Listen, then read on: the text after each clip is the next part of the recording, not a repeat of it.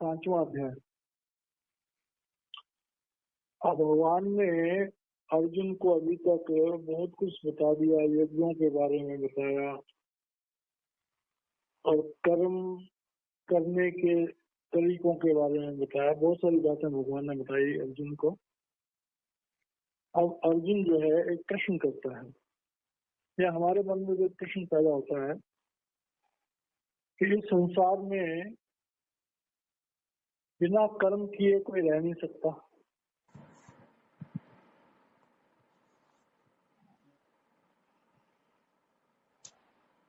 तो कर्म करें या कर्म न करें, तो ये संशय हर इंसान के दिल में पैदा होता है। अर्जुन के दिल में भी पैदा हो गया। तो इसी संशय को वो प्रश्न के रूप में भगवान से पूछता है। अर्जुन वाच, अर्जुन कह रहे हैं संन्यासम कर्मणाम कृष्ण पुनर्योगम च संससि यत् श्रेय एतयोरेकम तन्मे ब्रूहि सुनिश्चितम। अब अर्जुन कह रहा है कि हे प्रभु, हे कृष्ण, संन्यासम कर्मणाम, आप एक तरफ तो कहते हैं कि कर्मों से संन्यास ले लो, और दूसरी तरफ कहते हैं पुनर्योगम से संसति, और फिर तुम कर्म करने के कर्म योग की प्रशंसा भी करते हो। तो कह रहे हैं ये जो आप विरोधाभास बातें कर रहे हो, यत् श्रेयम एतयोरेकम, कह रहे हैं भाई दोनों में से जो ज्यादा अच्छी चीज है, तन्मे ब्रूहि सुनिश्चितम, जो ज्यादा कल्याणकारी रास्ता है, आप मुझे बताएं उसको, कि मैं कर्मों से संन्यास लूं या कर्म करूं। जैसे अर्जुन कर्मों से संन्यास लेना चाहता है। अर्जुन चाहता है कि मैं छोड़ छाड़ के भाग जाऊं, युद्ध के मैदान से वो अपने हाथ सब, उसने अपना धनुष गांडी वांडी सब हाथ से छोड़ दिया, कहता मैं नहीं लड़ूंगा। तो ये कर्मों से संन्यास हो गया। और भगवान कृष्ण कहते हैं कि तुम तैयार हो जाओ लड़ने के लिए, ये कर्म योग हो गया। तो कह रहे हैं इन दोनों में से कौन सा रास्ता सही है, आप मुझे बताएं, मेरे लिए कौन सा कल्याणकारी है, कौन सा उचित है। और भगवान अर्जुन जो पूछ रहा है वो हम लोगों की तरफ से भी पूछ रहा है। हम लोगों की जिंदगी में भी बहुत बड़ी प्रॉब्लम है कि हम कर्म करें न करें, कैसे करें, ये उलझन हमारे जिंदगी में हमेशा बनी रहती है। तो इसी उलझन को सुलझाने के लिए ये टॉपिक है, ये अध्याय है, 5वां अध्याय।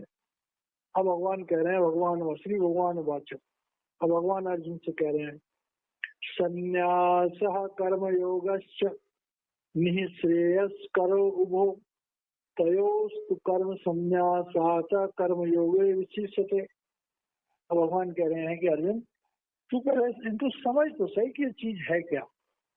देखिए हम सत्संग सुनते हैं, तो सत्संग सुन के हम उसको गहन विचार करके समझने का प्रयास करें तो हम सत्संग के सही वचनों को समझ पाएंगे। भगवान कह रहे हैं कि संन्यास, कर्म संन्यास, कर्म योग और कर्म योग, कर्म संन्यास और कर्म योग निःश्रेयस करो उभो। तो कह रहे हैं ये जो है दोनों के दोनों मुक्ति पथ पर ले जाने के साधन है। तयोस्तु, दोनों में से कर्म संन्यासात कर्म योगो विशिष्यते, कह रहे हैं कर्म संन्यास लेने की बजाय निष्ठा पूर्वक कर्म करना ज्यादा उचित है, ज्यादा श्रेष्ठ है। अब देखिए ये हमारे जीवन का एक बहुत बड़ी उलझन को सुलझाता है। हम जीवन में देखते हैं कि हमारी जिंदगी में कदम कदम पर हमारे लिए परेशानियां पैदा होती हैं। अगर हम घर में भी देखें तो जितने लोग होते हैं सबके विचार अलग अलग होते हैं। कुछ दुनिया की तरफ भाग रहे हैं, कुछ वासनाओं की तरफ भाग रहे हैं। अगर कहीं हम सत्संगी हों तो हमें देखा अपने घर में ही हमें रहना बड़ा मुश्किल हो जाता है, क्योंकि अगर हम सत्संग के असूलों को अपनी जिंदगी में उतारने की कोशिश करते हैं तो पहले तो हमारा मन ही विद्रोह करता है, उसके बाद घर के लोग विद्रोह करते हैं, समाज के लोग विद्रोह करते हैं और हमारे लिए बहुत बड़ी परेशानी खड़ी है। और भगवान कह रहे हैं कि भाई चाहे तुम संन्यास लो और चाहे तुम कर्म योग करो, दोनों ही तुम्हें मुक्ति के रास्ते पे ले जा सकते हैं बशर्ते, लेकिन दोनों में से कर्म संन्यास से कर्म योग करना ज्यादा उचित है। अब देखिए इन चीजों को अगर हम ध्यान से सोचें, बड़े बड़े महापुरुष हैं, बड़े बड़े महापुरुष, श्री गुरु अर्जुन देव जी महाराज जी ने जो इतने कष्ट सहे मुगलों के जमाने में, तो किस लिए सहे? कि अपने धर्म की निष्ठा को मेंटेन रखा। श्री गुरु तेग बहादुर जी ने अपना अगर सर कटवाने के लिए तैयार हो गए तो लाखों कश्मीरी पंडितों की जान बचाने के लिए, क्राइस्ट अगर सूली पे चढ़े तो आने वाली पीढ़ियों के लिए एक आदर्श का जीवन, सोक्रेट ने अगर जहर पिया तो सारे संसार के लिए एक मैसेज था कि प्रभु का प्रेम दुनिया में सबसे उत्तम है। जितने भी महापुरुषों की जिंदगी हम पढ़ते हैं, और आज भी जो कोई इंसान महापुरुष बनने की कोशिश करता है, उसके जीवन में कदम कदम पर मुसीबतें। यह कारण क्या है?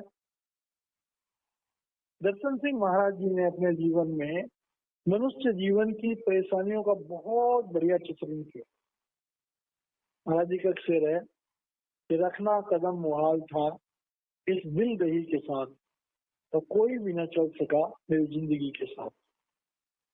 जब इंसान थोड़ा बहुत भी एक अच्छा इंसान बन जाता है तो पहली मुसीबत ये होती है वो सबको प्यार करता है, अपनों को भी प्यार करता है, परायों को भी प्यार करता है, अच्छों को भी प्यार करता है, बुरों को भी प्यार करता है, मित्रों को भी प्यार करता है, दुश्मनों को भी प्यार करता है, आदमियों को भी प्यार करता है, जानवरों को भी प्यार करता है।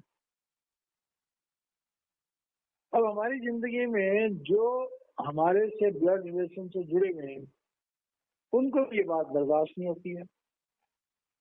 घर वाले कहते हैं तुम तो हमारे हो, हमें प्यार करो, दुनिया को क्यों प्यार करते हो?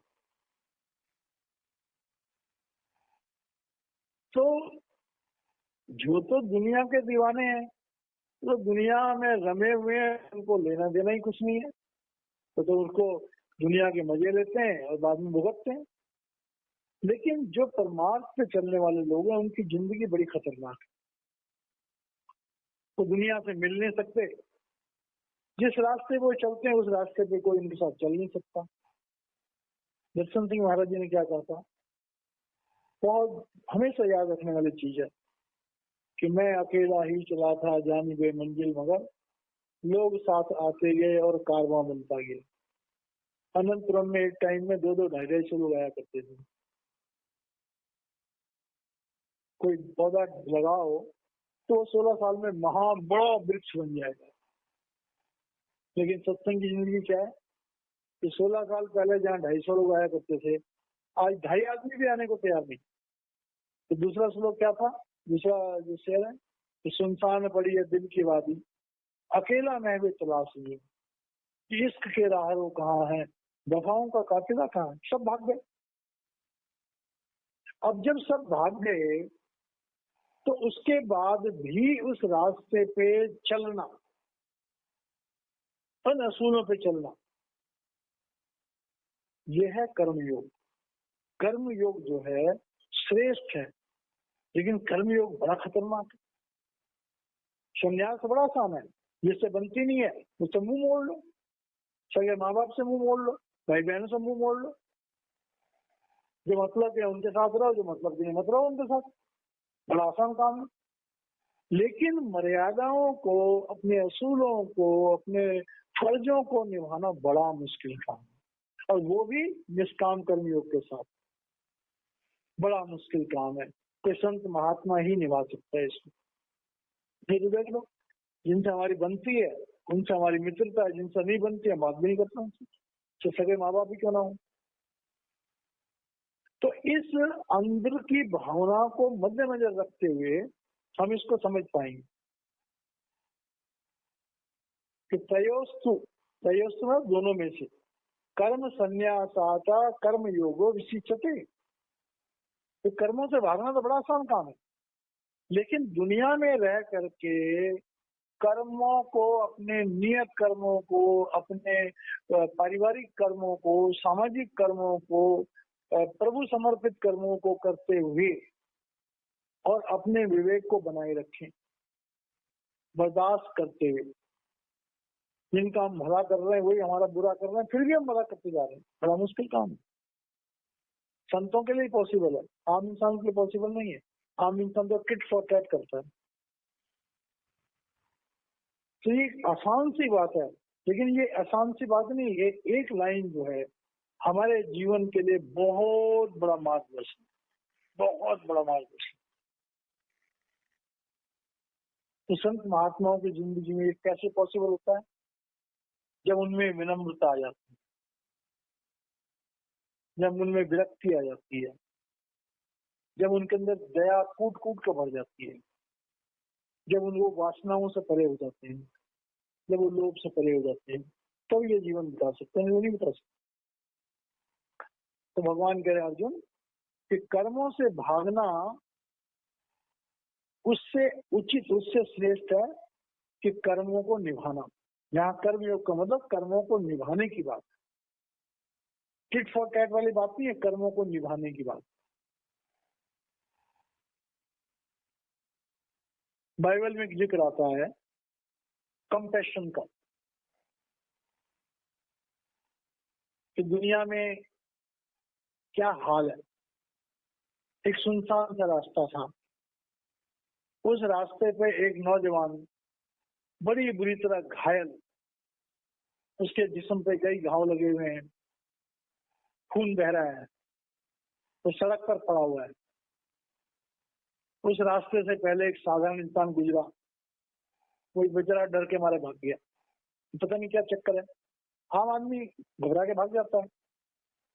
उसके बाद में एक पादरी जी गुजरे वहां से, धर्म के धार्मिक गुरु, उन्होंने भी कहा रे बाप रे बाप रे, ये तो बड़ा लफड़े का काम है, कोई भाग लिए। तो बहुत सारे लोग आए, देख के भाग लिए। उसके बाद में एक बहादुर सा इंसान था, जिसके दिल में श्रद्धा प्यार कूट कूट कर भरा हुआ। वो अपने घोड़े पे आ रहा था, उसने देखा सड़क के किनारे घायल इंसान पड़ा हुआ है। उसने अंजाम की परवाह नहीं करी, घोड़े से नीचे उतरा, उस इंसान को सीधा किया।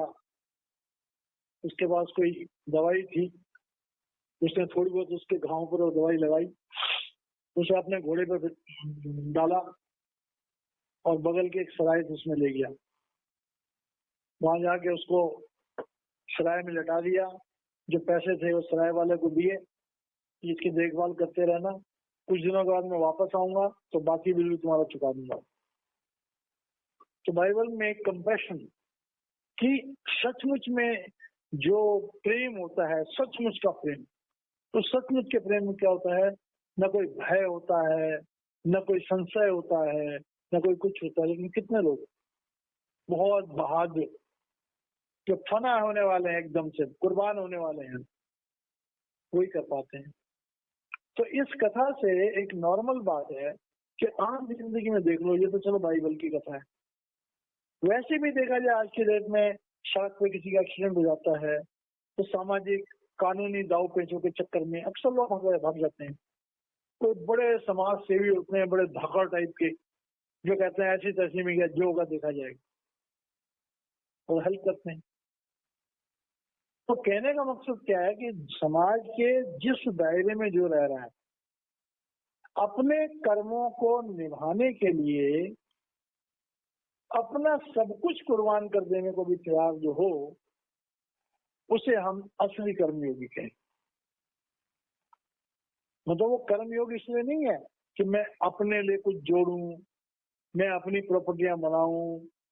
वो कर्मयोग इसलिए है कि मैं प्रभु का जो प्रेम है, प्रभु का जो निष्काम कर्मयोग की थ्योरी है, उसको अपने जीवन में उतारूं, और जो भी प्रभु मेरे रास्ते में मुझे कर्म दे, मैं उसको बखूबी निभाऊं, चाहे वो अच्छा हो और चाहे वो बुरा हो, जैसा भी कर्म प्रभु मुझे दे, मैं अपनी ड्यूटी को निष्काम कर्म योग के आधार से निभाऊंगा। उसकी यहाँ पर भगवान बात करें कि अर्जुन,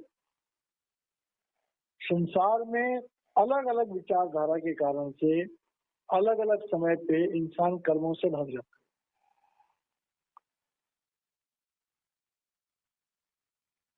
लेकिन जो लोग कर्मठ होते हैं वो प्रभु भक्ति के नियमों को पालन करते हुए भी कर्म करते हैं। इसी तरह से एक और विषय आता है कि दर्द दिल के वास्ते पैदा किया इंसान को, वरना तात के लिए कुछ कम न थी करोगियां। एक दिन ऐसी विचार हुआ था इस चीज पे, तो इस शेर का मतलब क्या है कि भगवान ने इंसान को इस दुनिया में आकर के 84 लाख योनियों को प्रेम देने के लिए भेजा था, उनका दर्द बांटने के लिए भेजा था। अगर खाली भगवान ने पूजा ही करानी होती तो वो कहीं हमें फरिश्ता बना देता। फरिश्ते तो रात दिन भगवान की पूजा कर रहे हैं। तो जो सेवा है मानवता की सेवा, निष्काम कर्म योग की सेवा है, तो देवी देवताओं के जीवन से भी ज्यादा ऊंचा है। जैसे इस बात पे चिंतन हो रहा था तो एक बात सामने उभर के आई।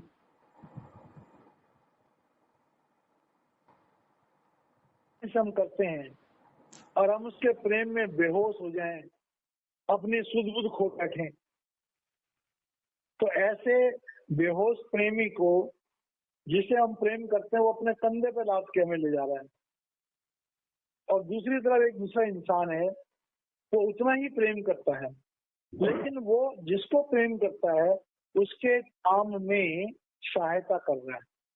तो कौन सा ज्यादा प्रेमी पसंद में आएगा? पता नहीं, एक किसी महापुरुष का था, नहीं चाहिए हमें ऐसे प्रेमी जो प्रेम में मूर्छित होकर गिरे रहें। प्रेम वो है कि हम जिसको प्रेम करते हैं उसके काम में सहयोग बताएं। इसीलिए महापुरुष जो होते हैं वो सच्चे प्रेमी होते हैं, भगवान से जुड़े होते हैं, लेकिन बाहोश होते हैं, बेहोश नहीं होते, बाहोश। 24 घंटे प्रभु से जुड़े होते हैं, लेकिन सारे दुनिया के काम निभाते हैं, कोई रिस्पॉन्सिबिलिटी से भागते नहीं, जितना मर्जी कष्ट हो हर रिस्पॉन्सिबिलिटी को निभाते हैं, बाहोश, प्रभु से 24 घंटे लौ लगाकर। तो इस श्लोक का ये मतलब है हमें अपने जिंदगी में बाहोश जीना चाहिए, स्पिरिचुअलिटी में बेहोश नहीं। और छोड़ के भागने वाली जो थ्योरी है वो ज्यादा अच्छी नहीं। तो इस तरह से जो है ये भगवान जो है अर्जुन को समझा रहे पहले श्लोक में।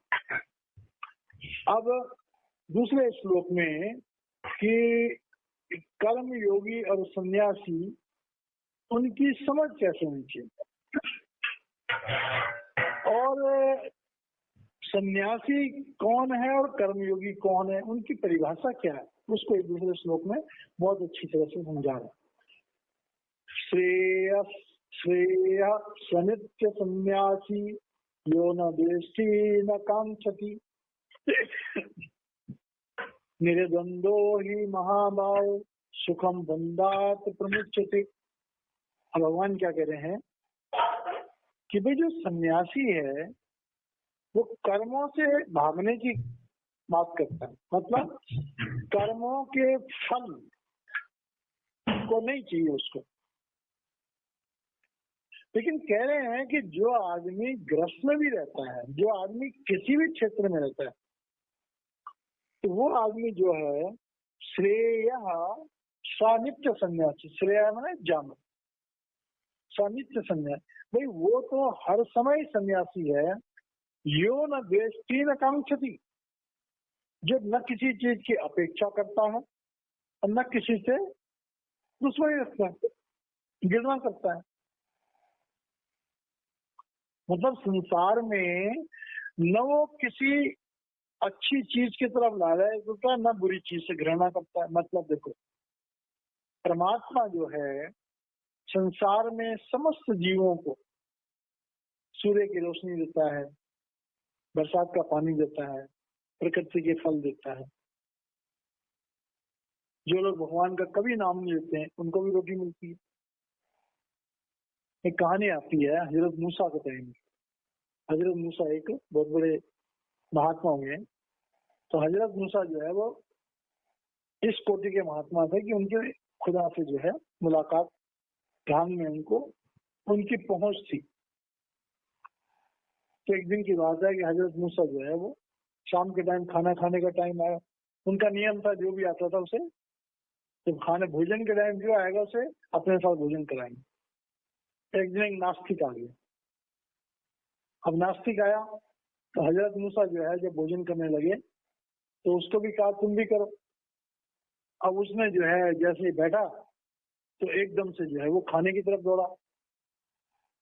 हजरत मूसा जो है खुदा का शुक्राना करे तो उन्होंने बीच में टोक दिया उसे, खबरदार तुम कैसे इंसान हो कि तुमने खुदा का शुक्राना भी नहीं किया और एकदम खाने की तरह कूद पड़े। जब कोई आदमी करता है तो महाराज कृपाल सिंह जी भी बात कहा करते थे कि पहले आत्मा को भोजन दो फिर शरीर को भोजन। मतलब भोजन से पहले 2 मिनट 4 मिनट 5 मिनट जितनी देर हो सके पहले उस प्रभु का शुक्राना करो कि हे प्रभु तेरा शुक्र है कि तूने मुझे इस शरीर को पालने के लिए भोजन दिया, भोजन प्राप्त करने के लिए साधन दिए, भगवान का शुक्राना करो, उसके बाद भोजन ग्रहण करो। तो हजरत मूसा ने डांट के भगा दिया उसको। ये कैसा तो आदमी है जो भगवान का खुदा का शुक्राना भी नहीं करता। तो बेचारा जो है वो चला गया। अब शाम को हजरत मूसा जब अपने इबादत में बैठे तो भगवान प्रकट हुए। उन्होंने कहा देख मूसा वो नास्तिक है, 70 साल का था वो कोई बुद्धा।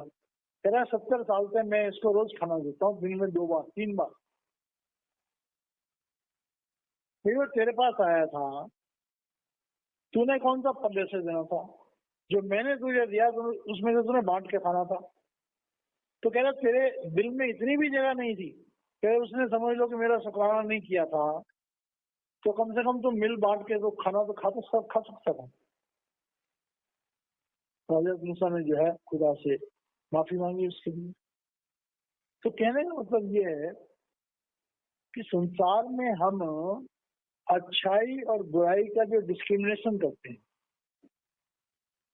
द्वेष्टि और कांक्षिति का मतलब यहाँ है अच्छाई बुराई। हमारे जीवन में हमने एक नियम धारणाएं बना रखी है अच्छाई और बुराई। अब अच्छाई और बुराई की डेफिनेशन अगर हम करने लगे तो क्या जेठ की दोपहरी जिसमें लोग तड़प के मर जाते हैं वो अच्छा है? या ठंड में लोग सिकुड़ के मर जाते हैं वो अच्छा है? तो ठंड अच्छी है या गर्मी अच्छी है?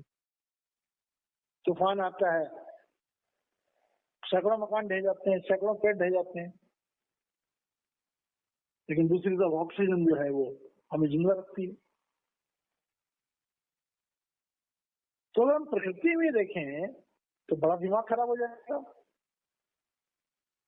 ऐसे होते हैं, अब परवाने होते हैं, परवाने पैदा होते हैं, कुछ घंटों के अंदर ही जो है वो हजारों लाखों की तादाद में मर जाते हैं। तो प्रकृति ने जो नियम बना रखे हैं उनका कुछ ना कुछ मतलब है। हमारे जीवन में भी अच्छा बुरा जो होता है उसका भी कोई मतलब है। भगवान का नादान बच्चा नहीं कि गलती से उसने हमारे जीवन में दुख दे दिया, नहीं, उसने दुख भी सोच समझ के दिए और सुख भी सोच समझ के दिए। महाराज जी बार बार अपने सत्संग में कहते हैं कि प्रभु ने जो कुछ भी बनाया वो सब सोच समझ के बनाया, उसमें इफ एंड बट कुछ भी नहीं। तो श्रेयसा नित्य सन्यासी यौन द्वेष्टि न कांक्षति। कह रहे मैं सच्चा सन्यासी तो वो है जो संसार में अच्छी और बुरी चीजों फर्क ही नहीं करता। मतलब वो सब कुछ प्रभु को समझता है। इसका गलत मतलब भी निकल सकता है कि बुरे को भी अपना लो, बुरे रास्ते भी चल पड़ो, अच्छे रास्ते भी चल पड़ो, नहीं। मतलब हम जितना अच्छे लोगों को प्यार करते हैं उतना ही बुरे लोगों को प्यार करें। अगर हमारे जीवन में कोई बहुत अच्छी बात हो जाती है तो जितना शुक्राना हम तब करते हैं, अगर हमारे जीवन में कोई बुरी बात भी आती तो भी हम प्रभु का शुक्राना करें। पर कितनी कहानियां आती है हमें चोट भी लग जाती है, प्रभु का शुक्राना करें। अभी सपोज किसी इंसान का जो है हार्ट प्रॉब्लम हो गई, उसका हार्ट काम नहीं कर रहा, बेकार हो गया। किसी ने पूछा भाई बड़े दुख की बात, तुम्हारा हार्ट खराब हो गया। वो कहता नहीं नहीं, मुझे तो बड़ी खुशी है। क्या हुआ? अब मैं लड़ूंगा नहीं किसी के साथ, कि मेरा हाथ उठेगा ही नहीं, तो लड़ाई कहां से करूंगा मैं। तो जीवन में हर चीज को देखने का एक नजरिया होता है। पता नहीं प्रभु की क्या इच्छा है, पता नहीं प्रभु क्या चाहते हैं। तो जीवन में ये प्रिंसिपल जो है कि भाई न द्वेषी न कांक्षती, न हमें किसी से द्वेष होना चाहिए, न किसी चीज की हमें अपेक्षा होनी चाहिए। हाय ऐसा हो जाए, अगर ऐसा हो जाए तो बड़ा अच्छा हो जाए, कुछ भी नहीं। जिसको हम सोचते हैं ऐसा हो जाए बड़ा अच्छा हो जाए, अगर ऐसा हो जाए तो बेड़ा गर्क हो जाएगा। महाराज जी अपने अपने सत्संगों में बार बार कहा करते हैं कि हमें प्रभु के हर काम को स्वीकार करना चाहिए। कई बार हम जिन कामों को गलत समझते हैं, वो काम आगे जाके पता लगता है कि वो काम हमारे जीवन के लिए कितना लाभदायक। हर घटना हमारे जीवन के लिए बहुत लाभदायक होती है। कई बार हमारा बहुत बड़ा नुकसान जो है वो हमारे जीवन के एक बहुत बड़े दृष्टिकोण को बदलने के काम आता है, हमारे जीवन को श्रेष्ठ बनाने के लिए काम आ जाता है। बहुत आंतरिक बातों को सिर्फ आत्मज्ञानी ही समझ सकते हैं। हमारे जीवन की खासकर जो बुरी घटनाएं हैं वो ज्यादा हमारे को ज्ञान देने वाली होती हैं, ज्यादा हमारे जीवन को सुधारने वाली होती हैं बजाय कि अच्छी घटनाओं। निर्द्वंदो ही महाभाव सुखम बंधात प्रमुच्यते। जब तक इंसान अच्छे बुरे, मान अपमान, दुख सुख, लाभ हानि, इन द्वंद से परे नहीं जाएगा। और ये सब चीजें कब पैदा होती है? जब मैं करता, जिसमें मैं है, जिसमें अहंकार है, वो इन चीजों का डिफरेंस देखता रहता है। ये अच्छा है, ये बुरा है, ये अच्छा है, ये बुरा है, ये अच्छा है, ये बुरा है। क्योंकि वो खुद को जो है तो समझता है। जब प्रभु को समझते कहते हैं ये भी अच्छा है, वो भी अच्छा है, सभी अच्छे हैं। तो ये जो दृष्टिकोण है, ये दृष्टिकोण असल में त्रिगुणातीत का है। क्योंकि 3 गुणों में माया है, 3 गुणों में विकार है। तो निर्द्वंदो लफ्ज जो है वो त्रिगुणातीत के लिए है। 3 लोगों तक द्वंद है, 3 लोगों तक देवता भी है, राक्षस भी है, सुख भी है, दुख भी है। निर्द्वंदो ही महाभाव है अर्जुन, है महाभाव सुखम बंधात विमुच्यते। कह रहे हैं जब ऐसा कोई इंसान करता है तो कह रहे हैं वो सुख और दुख के बंधन से मुक्त हो जाता है। और सुख और दुख के बंधन से मुक्त होने का मतलब कि वो ब्रह्म को लांघकर प्रब्रह्म में चला जाता है। अब देखिए, मतलब जो द्वैत है, मतलब हमें एक्सेप्टेबल, अपने हमें एक्सेप्टेबल, गले लगा लो सबको कि अपने accept, whatever God has given, भगवान ने जो हमें दिया हमें स्वीकार, जो भी दिया हमें स्वीकार। हमें इफ एंड बट है ही नहीं, हमें शिकायत है ही नहीं, किसी से शिकायत नहीं। ये जो दृष्टिकोण है इंसान का, ये कर्म योग की जो भगवान ने तारीफ करी है, तो वो निष्काम कर्म योग की, मतलब प्रभु करता है, मैं तो कुछ कर ही नहीं, जो करता है मेरा प्रभु करता है। जब मैं कुछ कर ही नहीं रहा तो मैं अच्छा भी नहीं कर रहा, बुरा भी नहीं कर रहा। तो प्रभु कर रहा है तो वो अच्छा भी नहीं करेगा, बुरा भी नहीं करेगा, वो तो वो करेगा जो उचित होगा। अब ये बात तो आ गई कि हमारे जीवन का दृष्टिकोण कैसा होना चाहिए। अब जो संसार में लोग सोचते हैं, संसार के लोगों का जो सोचने का नजरिया है, वो अगले श्लोक में भगवान बता रहे हैं। कह रहे हैं सांख्य योगो पृथक बाला प्रविदन्ति न पंडिताः एकम अपि अस्थितः सम्यक वो विन्दति फलम। अब कह रहे हैं सांख्य योग, और सांख्य योग में जो संन्यास है उसी को सांख्य योग कहते हैं। तो सांख्य योग जो है पृथक वाला, तो जिन लोगों को आत्मज्ञान नहीं है, जिन लोगों का ज्ञान किताबों तक सीमित है, वो संन्यास को और कर्म योग को दोनों को अलग अलग समझते हैं। सांख्य और योग, संन्यास योग और कर्म योग दोनों को अलग अलग समझते हैं। प्रवदंती न पंडितः,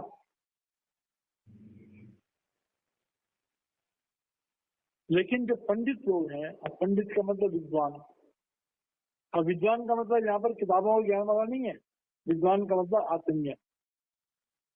कह रहे हैं जब तक आत्मज्ञान नहीं होता है तब तक सन्यासी को, सांख्य यहाँ पर इसलिए बोला गया है कि सन्यासी जो भेखधारी है, हजारों लाखों करोड़ों लोग, हो सकता है एक आध अरब भी हो पूरे वर्ल्ड में, अलग अलग धर्मों में, कि जो अपने आप को सन्यास में कहते हैं, मतलब जिन्होंने गृहस्थ छोड़ दिया, वो भी हैं। उनमें एक से उच्च श्रेणी के लोग हैं, और गृहस्थ में रह करके कर्म योग में जीने वाले भी अनंत लोग हैं, उसमें तो सारे ही हैं। कुछ लोग नास्तिक हैं थोड़े।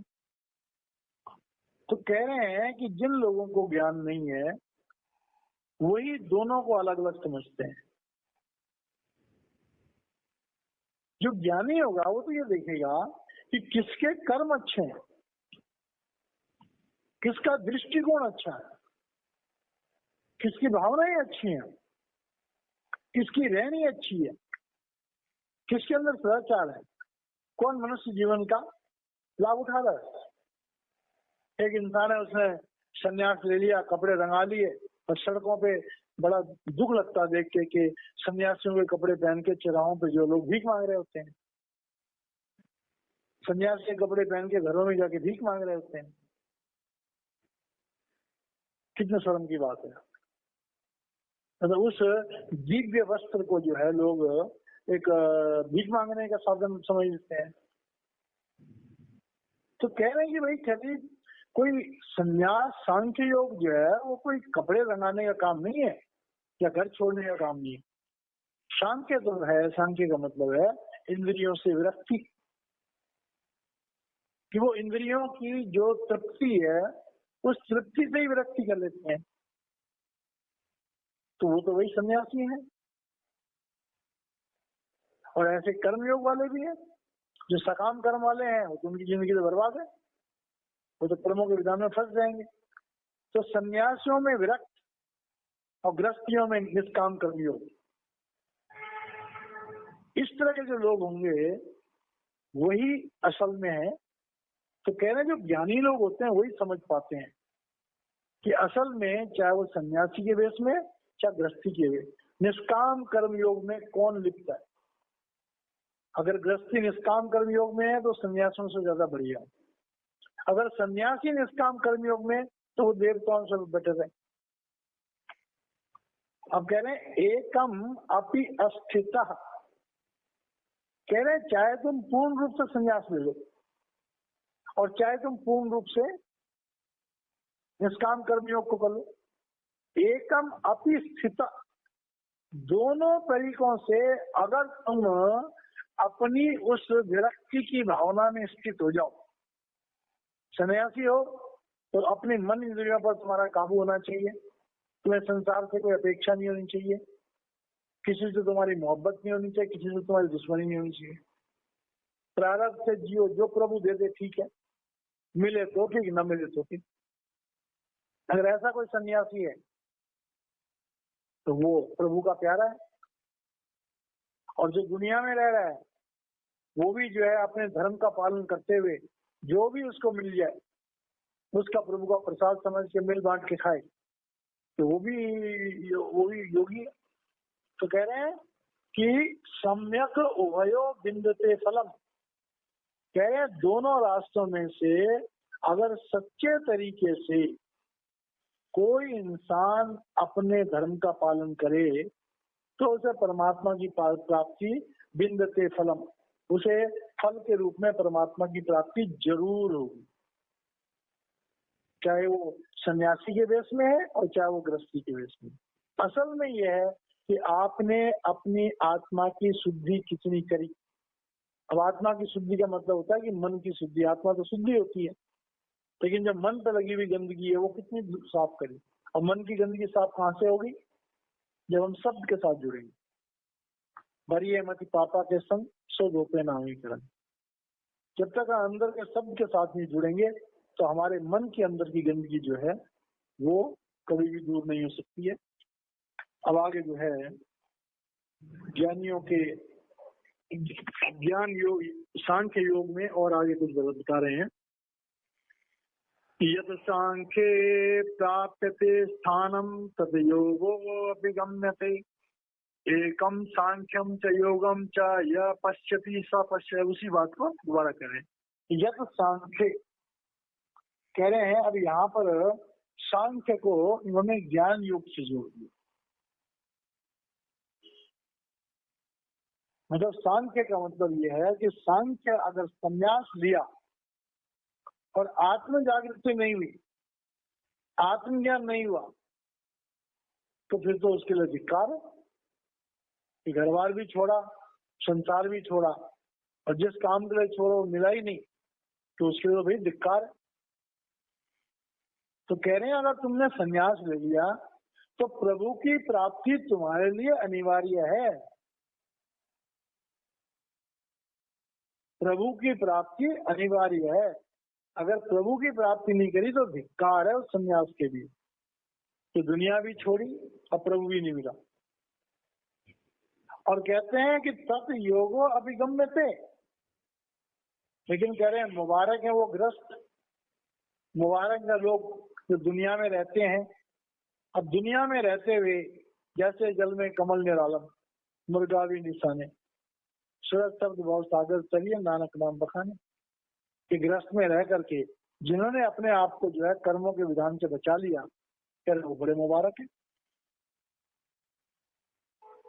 कह रहे एकम सांख्यम च योगम च यह पश्चिम सब प्रसिद्ध। कह रहे भी तुम चाहे संन्यास लो चाहे तुम गृहस्थी रहो, जब तक तुम उस ज्ञान के रास्ते को नहीं समझोगे और हमें कैसा जीवन जीना चाहिए उसको नहीं समझोगे, महापुरुष हमें क्या शिक्षा देते हैं उसको नहीं समझोगे, अपने जीवन की पड़ताल नहीं करोगे, रोज भजन सिमरन नहीं करोगे, अपनी गलतियों का रिकॉर्ड नहीं रखोगे, आज मुझसे क्या गलती हुई, दुनिया से विरक्ति नहीं करोगे, धीरे धीरे अपने आप को दुनिया से अलग करने की कोशिश नहीं करोगे, एकांतवास करना शुरू नहीं करोगे। अब कैसे करोगे? 25 साल तक तो ब्रह्मचर्य है, 25 से 50 तक ग्रस्त है, 50 से 75 तक जो है वो वानप्रस्थ है, तैयारी है, और 75 के बाद संन्यास है। चाहे घर में रहो और चाहे घर छोड़ दो, उसके बाद तुम्हारा दुनिया से कोई लेना देना ही नहीं। मात्र थोड़ा भोजन है जिंदा रहने के लिए और 2 कपड़े हैं शरीर ढकने के लिए, खत्म। उसके अलावा किसी चीज से तुम्हारा प्रयोजन नहीं है। तो कह रहे हैं भाई कि भाई जो आदमी चाहे वो सन्यासी है और चाहे वो गृहस्थी है, यह पश्यति, पश्यति मतलब देखना, देखने का मतलब आत्मज्ञान। अब आंखों खुली आंखों से हम क्या देखते हैं कि सब हमारे अपने हैं। बंद आंखों से क्या देखते हैं कि हमारी आत्मा प्रभु का रूप है, समस्त ब्रह्मांड जो है वो प्रभु का रूप है। तो कह रहे हैं कि जो देखता है मतलब जो अनुभव करता है वही प्रभु को देखता है। ये कोई किताबों की बात नहीं है कि हमने किताबों में पढ़ लिया कि परमात्मा होता है, बात बन गई। या कभी कभार गुरु नामदान देता है, थोड़ा बहुत अनुभव करा देता है, तो उससे भी कोई बात बनेगी। तो जब तक हम उस चीज को प्राप्त नहीं करेंगे, अपने जीवन को उस लायक नहीं बनाएंगे कि वहां पर प्रभु, वो कहते ना भगवान गंदगी में आके नहीं बैठता है। अगर हमारे जीवन में जब तक किसी रूप में भी गंदगी रहेगी, प्रभु का शब्द अवतरित नहीं होगा, प्रभु का नूर प्रकट नहीं होगा, जब तक पूर्ण पवित्रता नहीं होगी, पूर्ण विरक्ति नहीं होगी, तब तक प्रभु का नूर हमारे अंदर जो है तो मौजूद है, लेकिन उस पर से पर्दा नहीं हटेगा। पर्दा तभी हटेगा जब हमें निश्चय कर लेंगे कि हमें अपनी आत्मा की जानकारी करनी है, और आत्मा जैसे जागृत होगी वो परमात्मा के तरफ से ही और परमात्मा की जानकारी हो जाएगी। तो हमारा पहला काम है आत्मा की जानकारी करना। तो उसके लिए है मन इंद्रियों के ऊपर अंकुश। मन इंद्रियों के ऊपर अंकुश जो है बिना भजन सिमरन के कभी नहीं हो सकता। भजन सिमरन तब होगा जब हमारा जीवन नेक पाक सदाचारी जीवन होगा, हलाल की कमाई खाएंगे। तो इस तरह से हर चीज आपस में जुड़ी हुई है। तो जो भगवान कह रहे हैं, ये सिखा रहे हैं, ये एक तरह से हमारा संत मत का ही एक निचोड़ है। गीता में संत मत के अलावा कुछ भी नहीं है। तो ये हमारा सौभाग्य है कि हम इस तरह से जो है भगवान के डायरेक्ट मुंह से जो है जो ज्ञान दिया था अर्जुन को वो हम समझ पा रहे हैं, महाराज जी हमें समझा रहे हैं। तो यहीं पर विराम देते हैं। तो ये हमारे 5 श्लोक में, बाकी आगे कल 6ठे श्लोक से करेंगे। जय महाराज जी। जय महाराज।